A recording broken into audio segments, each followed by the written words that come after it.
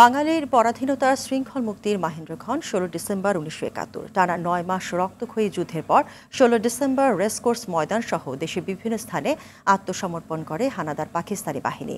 বাঙালি জাতির জীবনের সবচেয়ে গৌরবোজ্জ্বল অর্জনের স্মৃতি বিজড়িত দিনের স্বাধীনতার জন্য বাঙালিকে দীর্ঘ সংগ্রামদীপ্ত পথ পাড়ি দিতে হয়েছে।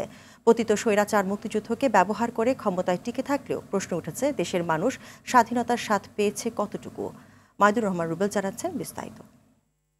বছর শেষের খুশি নগদে হবে বেশি। নগদ পেমেন্টে নির্দিষ্ট ক্যাটাগরির কেনাকাটায় 300 টাকা পর্যন্ত ক্যাশব্যাক।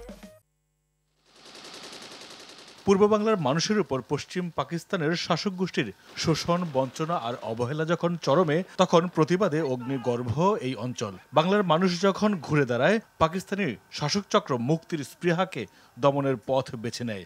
রাতের অন্ধকারে পাকিস্তানি হানাদার বাহিনী ভারী অস্ত্রশস্ত্রে সজ্জিত হয়ে ঝাঁপিয়ে পড়েছিল নিরস্ত্র নিরপরাধ ঘুমন্ত বাঙালির উপর, যার পরেই চূড়ান্ত হয়ে যায় পৃথক পথ চলার যাত্রা। 26 মার্চ থেকে শুরু হয় চূড়ান্ত লড়াই। লাখ লাখ বীর মুক্তিযোদ্ধার রক্তস্রোত, স্বামী সন্তান হারা নারীর অশ্রুধারা, দেশের শ্রেষ্ঠ সন্তান বুদ্ধিজীবীদের হত্যা আর বীরাঙ্গনাদের সীমাহীন ত্যাগের বিনিময়ে 9 মাসের যুদ্ধ শেষে অর্জিত হয়েছিল মহান এই বিজয়। 53 বছর আগে এই দিনে বিশ্বের মানচিত্রে স্বাধীন সার্বভৌম বাংলাদেশের অভ্যুদয় বাঙালি জাতিকে এনে দিয়েছিল আত্মপরিচয়ের ঠিকানা। দেশের সব শ্রেণী পেশার মানুষ মুক্তির স্বাদ নিতে জীবন বাজি রেখে রুখে দাঁড়ায় শত্রুর বিরুদ্ধে। 25শে মার্চের পর বাংলাদেশের জনগণকে বাধ্য হয়েই মুক্তিযুদ্ধে নামতে হয়েছে এবং এই যুদ্ধে নেতৃস্থানীয় ভূমিকা পালন করেছে ইস্ট বেঙ্গল রেজিমেন্টের সৈনিকেরা, মেজর জিয়াউর রহমান এবং অন্যান্য সেনা কমান্ডাররা। এই বিদ্রোহ করে মুক্তিবাহিনী সৃষ্টি করেছেন। মুক্তিযুদ্ধ না হলে আজও দেশ পাকিস্তান থাকতো।